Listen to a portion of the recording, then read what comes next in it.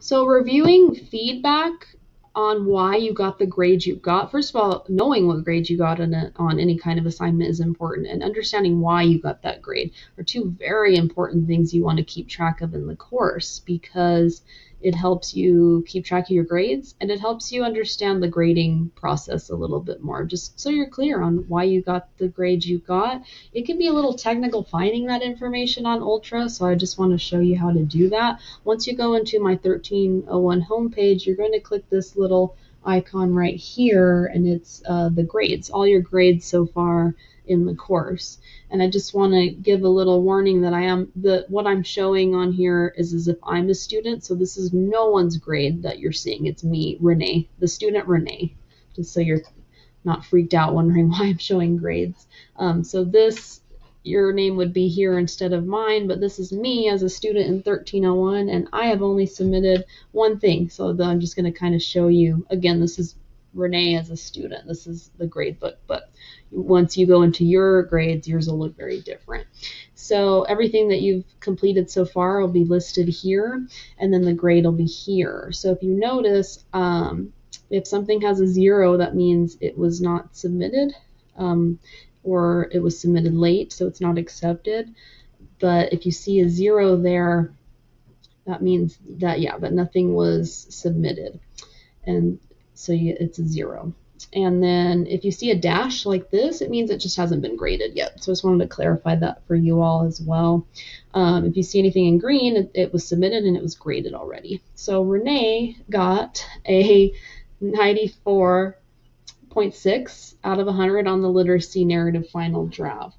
A lot of students, even on these small activities, if you get an 8 out of 10, or if you get a 5 out of 10, 10 out of 10, sometimes students don't want to know why. I would, as a student, want to know why I got the grade I got for everything.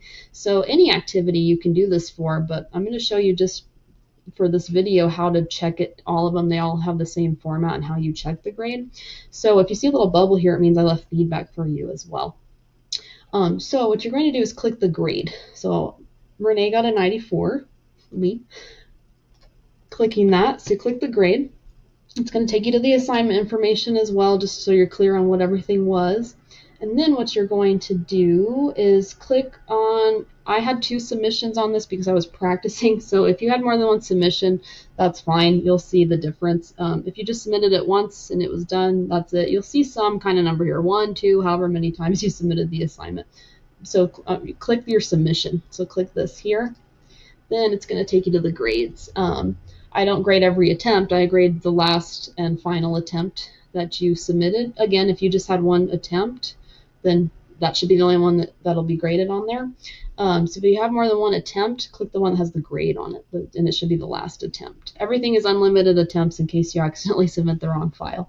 So if you click the grade, it's going to take you to the assignment. Now this is so important because I want y'all to see the feedback that you get. So Renee got a 94.6. It's going to show you the rubric here. This is the literacy narrative, so it had that specific grading rubric. And then you can click each one to kind of learn what's going on and why you got that grade with the rubric. Again, more important with the essays, but some of the small assignments each week that we're doing have a rubric as well.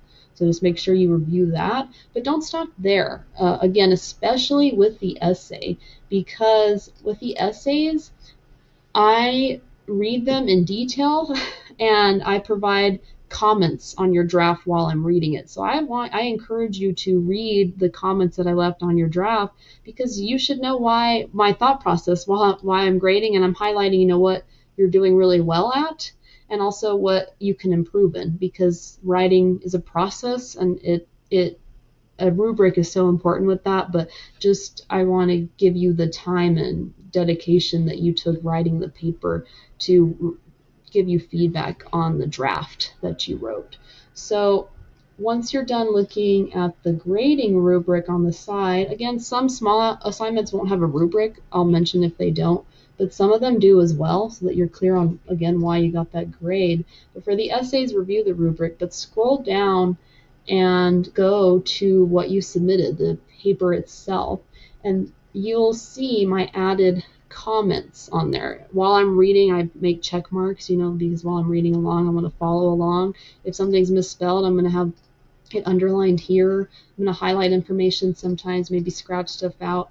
But also, I'm going to leave you little comments throughout the draft. So if you click this, there's going to be more than that on your own essays. But if you click that, I'm going to highlight something that I really enjoy, something that could be improved, something that's unclear, all the above, so that you know how I'm grading and what I'm getting at for why you got the grade you got. So I put here for Renee, I really like the use of this word paper here. So you'll have a more in-depth comment, but that's reviewing all of the different feedback on your essays is really important. That's how you do it, so that if you want to go over the grade in more detail, I'm going to tell you first to review all of this first so that you understand my general feedback. Then we can meet and talk about it in more detail. But that's how you do it. And then if you see a little bubble here, I also left you a comment. You can start with that if you want. And that's my overall feedback to you. I don't put this too detailed. Sometimes I do. It just depends what the assignment is. But if you see something, I'm telling Renee, you are the greatest student ever. Biased because it's myself, but all of y'all are awesome too. If you see this, refer to my feedback on your draft for more detail. That's me telling you to scroll down and read the feedback on the draft so that you can spend time reading through my feedback. And if you have questions about my feedback, you can ask me, because you all are the greatest students ever too. So that is how to check grades and feedback in the course. If you need more help, more of a step-by-step guide, I can always show you during office hours or appointments as well.